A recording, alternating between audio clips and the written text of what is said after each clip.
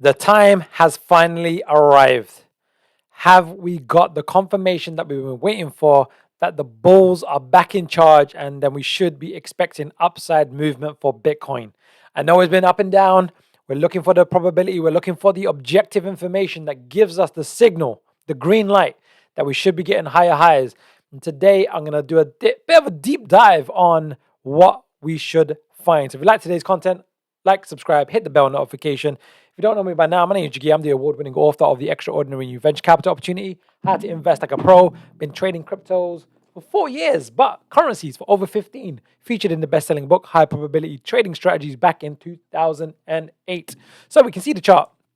The first thing that we need to take into account, right, is this weekly momentum. I'm going to jump into this weekly chart. We've been paying really close attention to the stochastics RSI, and we can see this blue line is really close to the red line. And remember, we are in the probability game, not the certainty game. So we're looking for objective information that helps us make good business, high probability decisions. And what we said was we should anticipate sideways to down for a few weeks. Now we're getting into obviously the early phases of October now, but soon we are going to see more than likely the blue line cross over the red over the next 1 or 2 weeks, and that should coincide with the daily chart.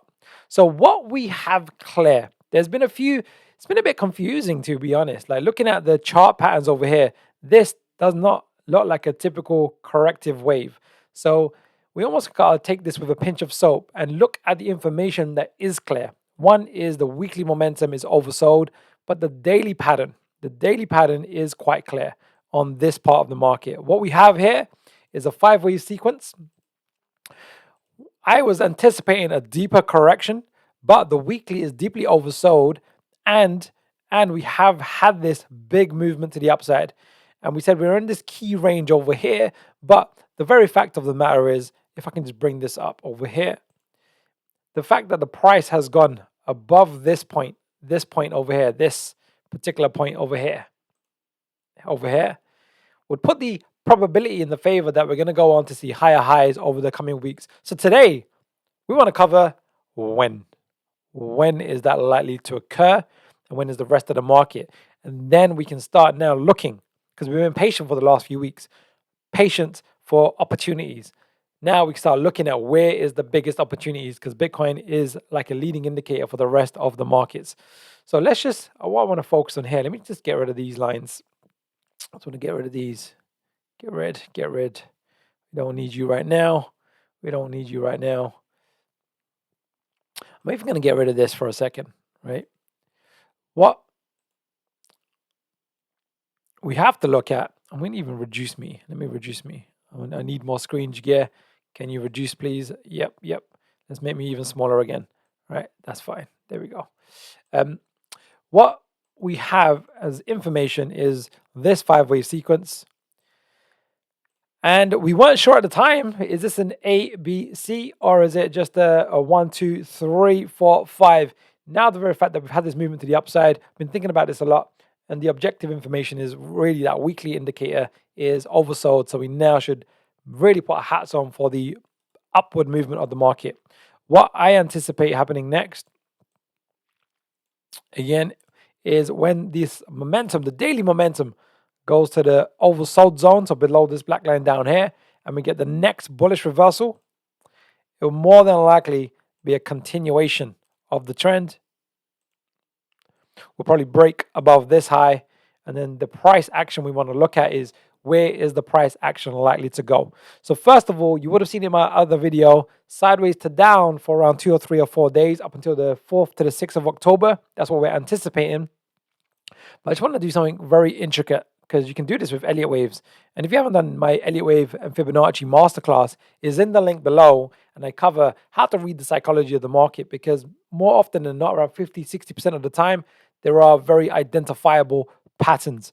So what we have here is, I'm now more leaning towards that this more looks like a wave 1 as opposed to an A, a wave 2, a wave 3. We should anticipate a 4 and then a 5.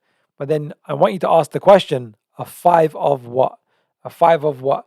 Well, if it is now the reversal of the trend, what we have here this part of the market here is an initial impulsive wave after this deep correction. Deep correction, not a typical kind of correction, because it's very impulsive and a bit almost uncertain in how it's unfolding. But looking at the weekly momentum, we've got this impulsive move to the upside. And what I'm going to mark this as is a wave one. We don't need to be too focused on a wave one of what, just a wave one. We've got a 5-wave sequence. And then we've got this 3-wave corrective structure, which looks like it's going to hold. It looks like it's going to hold this A, this B. And we were saying a 1 or an A, 2 or a B, 3 or a C on the downside.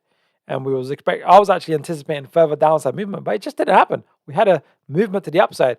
And that's the whole art and science of Elliot wave and Fibonacci. You have to kind of see what the market does, and is why you have proper risk management strategies where you would have taken profits over here, probably got stopped out if you were shorting this market over here. So with this, the opinion of the market right now, based on what's recently happened, is it more looks like an A, B, C. Let me just mark it out like this. And if that's the case, we should expect now a new trend to unfold. So when I'm looking at it like this, almost ignore this for a second. Ignore these for a second, because this market has unfolded. I want to focus on this part. This part is the part that's clear. What we can do, if this low is going to hold and this high is going to get exceeded, this will be the confirmation that we need this high to get exceeded. That will confirm this low down here, this high to get exceeded.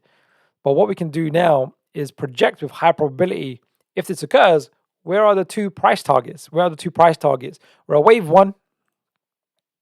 Then we've got a potential wave two. I'm going to put a question mark here because it hasn't unfolded yet, but it's looking more probable as the days unfold. As each day goes by, it's looking more and more like a wave two low over here. And then the real key numbers that I want to focus on is the 1.618, where we measure this wave one and project it forward from what looks like a potential wave two low. And the two key numbers that we want are this 1.618 and the 2.618 of a wave three. What does that mean in English? Well, again, just looking at this part of the market, I'm going to get rid of this one because I did this earlier. We're likely to see if it breaks. I'm gonna have to draw this one as well. This is a key zone.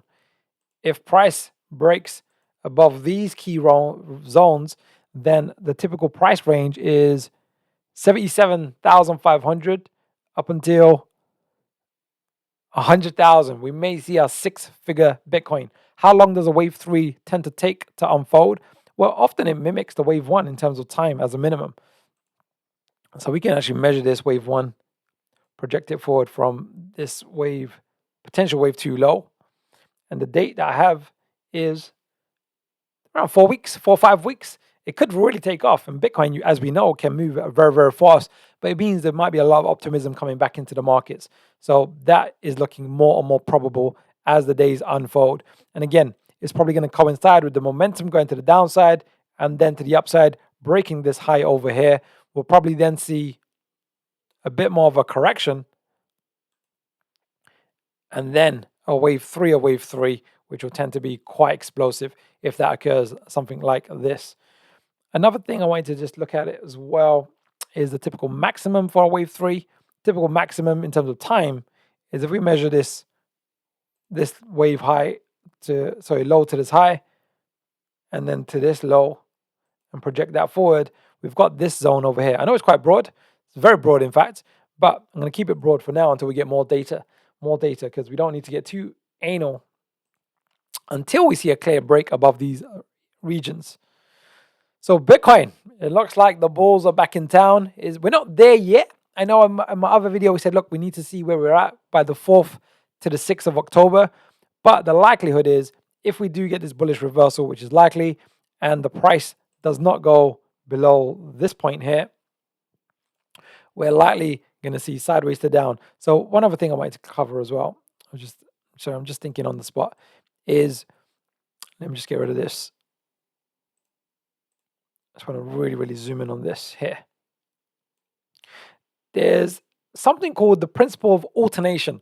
When wave 2, if this is a micro level wave 2, we're calling this like a wave 2 here.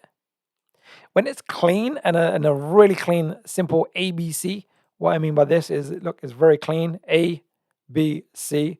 It's like a textbook zigzag. Wave 4s tend to be complex and tend to be longer in time. So we can actually measure in time, how long did this take? And then the wave 4 will tend to take longer in time. And we can do it like this. Again, we can measure how long did this take. And this wave 4 should take longer. So the price to correct from this high should be longer than, what's the date here? The 6th of October. So it might be the 7th or the 8th. It will tend to be more choppy and a bit more less predictable, right? Going sideways to down. And then if and when, and again, it's more likely to be a when this high gets taken out, then we can have more confidence that we're probably going to see higher highs with Bitcoin. So there you have it. We've been kind of standing on I've been sitting on my hands. I was anticipating further downside movement, but the very fact of the matter is we've got objective information that says the weekly momentum is deeply oversold. It's probably going to be one more week where this blue line is going to probably cross over the red, especially if we get a bit more bullish movements on the daily chart. This looks like a 1, 2, 3. We're saying a 1 or an A, 2 or a B, 3 or a C.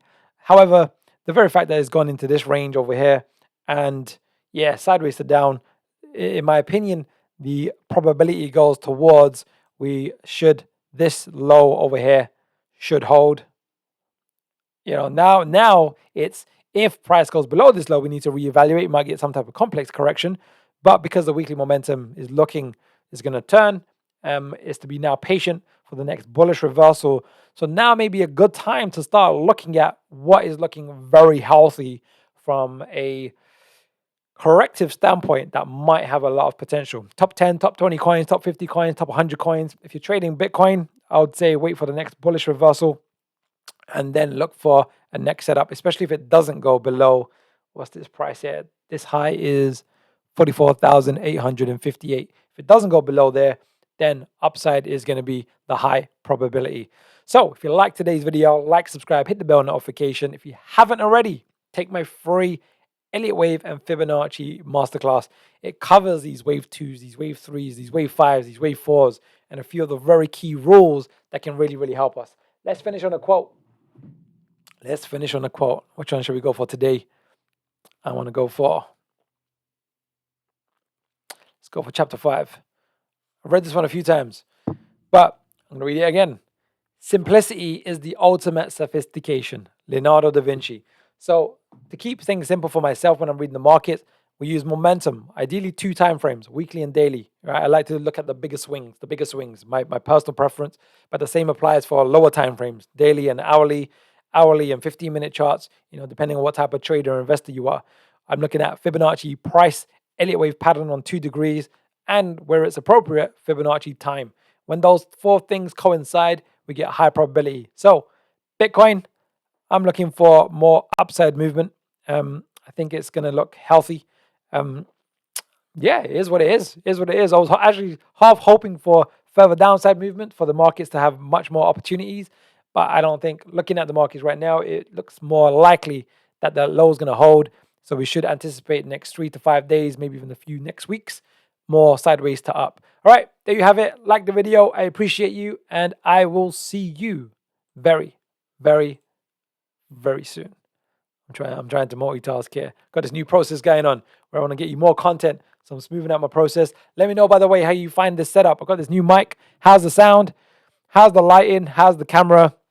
I'm trying out some new software just to make sure, because now if the bull market really, really takes off, this is the time I want to produce more and more content on more tokens and coins that you are looking at on IDO projects, on launch pads, on a few other opportunities that are really starting to show that they're going to be there. So let me know what you want more of, and let me know how this setup is. How's the sound? I mean, getting this mic, we've got this good mic over here now, and this camera, and I'm just smoothing out my recording process because there's some software that I use that was faster to get out content, but it was looking a bit choppy. So how's today? Let me know. And if you've got any tips for me, I'm always open to learning as well. All right, see you soon.